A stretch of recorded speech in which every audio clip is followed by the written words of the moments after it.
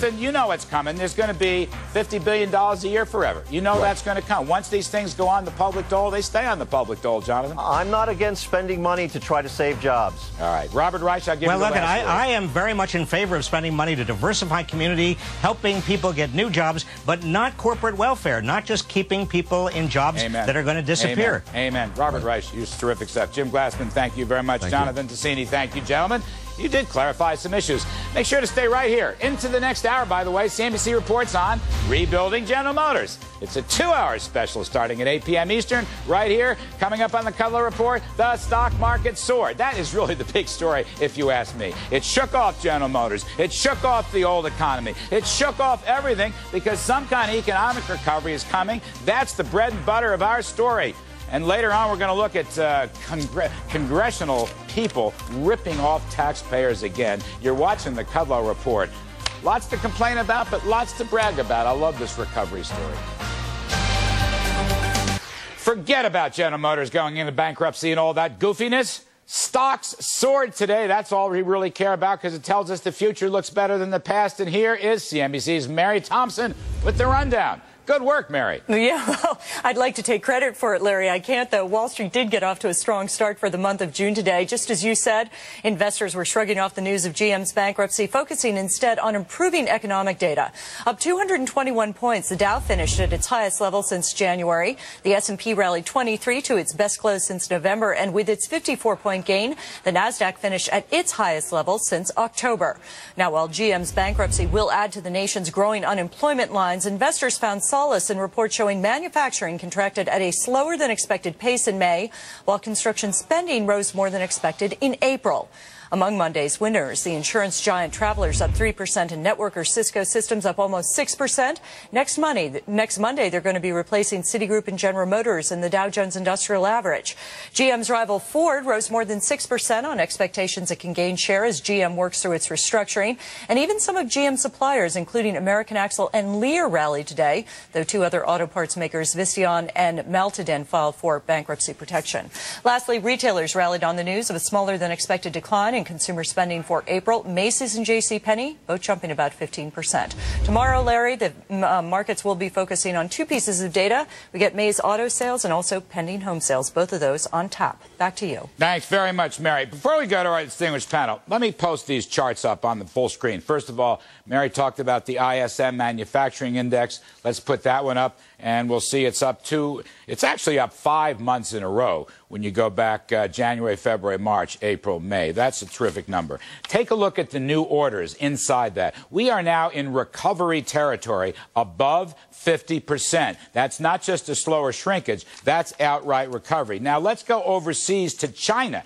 The China purchasing managers are showing even better performance. This was a big part of today's stock market rally. Their PMI has been above 50% now for several months and definitely showing recovery. And then a shocker, construction spending boom. Nobody expected this in the entire planet Earth.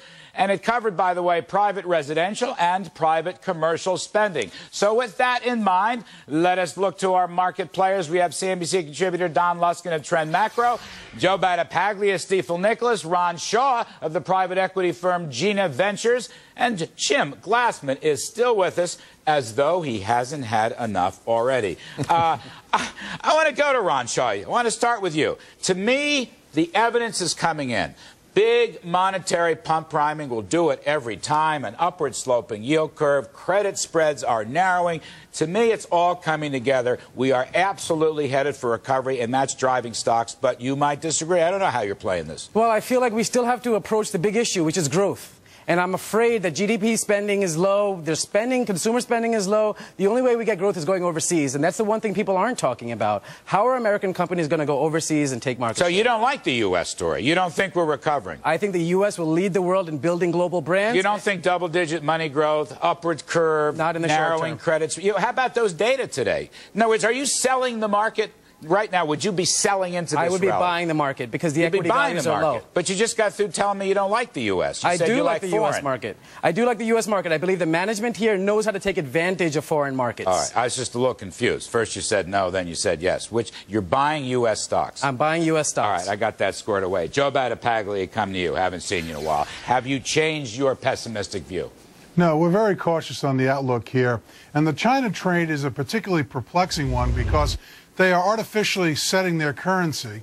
They have capital controls. And the growth that they are trying to engineer, while good for China, isn't necessarily good for us because there's no derivative advantage for us. In fact, they would like to just continue to sell to us the way they have been before, creating a current account deficit here, a surplus there, leaving us pretty much in the same place we were before. And one statistic they didn't talk about today, Larry, was the fact that personal spending actually shrunk again, down 0.1%. The savings rate's now over 5.5%, which suggests that the consumer is very much out of this game. And I'm fearful that we're back to a higher frequency of foreclosures. The commercial real estate glacier is now starting to hit us in the next 3 quarters, and our economy is going to suffer as a result and certainly underperform. Actually, you're quite right that consumer spending fell, but I must say, yes, by 1/10, which is almost flat. That's a smaller drop than folks thought. But a key number that a lot of people in the market were looking to today, and I'll go to Don Luskin, incomes were higher than thought. After tax, after inflation now,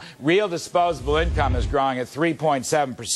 And that's, I think, the 4th or 5th consecutive months of good gains, which I think is picking up the monetary stimulus. Don Luskin, you tell me.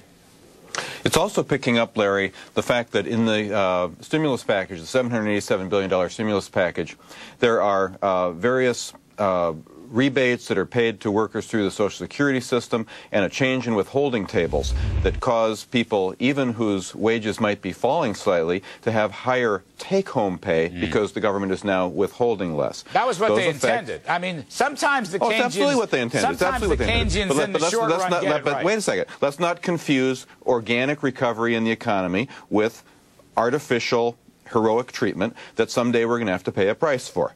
Now, it's all to the good. You know, I'm glad that these things are improving, but it's not natural. We're getting there because the economy is still in an iron lung, and the day is going to come when we have to leave that iron lung and see if we can make it on our own.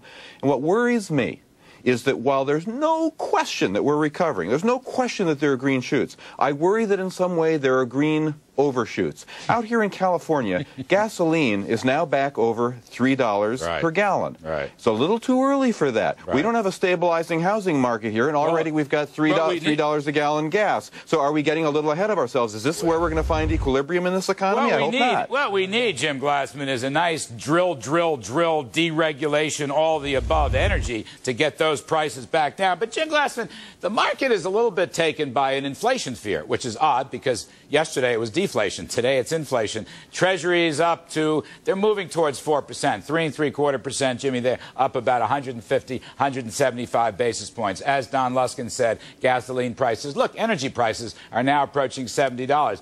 But before we have reinflation, Jim Glassman, don't we have to sort of get rid of the deflation? Isn't what's happening here, the deflation is ending, and now we're setting the stage for economic recovery? Inflation doesn't usually come quite so fast, does it? No, I don't think that we're seeing interest rates rising because of inflation fears. That might be a little bit of it. But I think that there is a lot of demand for credit. You see a lot of refinancings, a lot of companies in the credit market. And also, just to go back to our last segment, I really think that there has been a severe effect from what the government has done in the GM case. And it's making people nervous around the world. I think the Chinese, if they're not nervous, they ought to be nervous about what the U.S. government may do, not just when it comes to corporates, but when it comes to treasuries as well. Now, Joe Battipaglia was talking about the Chinese yuan being too low. Now, I don't think the problem is the yuan, Jim Glassman. I think the problem is the dollar. You got Geithner, Treasury man Geithner, going to China, sort of hat in hand. Please buy our treasuries. Please buy our treasuries. I hate to see Americans do that at any time. But what the Chinese are worried about is both our excessive spending and borrowing as well as our money printing will devalue the dollar so badly they don't want to own any dollars. Isn't that really the issue? Yes, that is the issue. And I think, I think Ron touched on it, Don touched on it. the problem is not what's happening right now. I think the economy is bottoming. This may be the end of the recession in this particular month that we're in right now.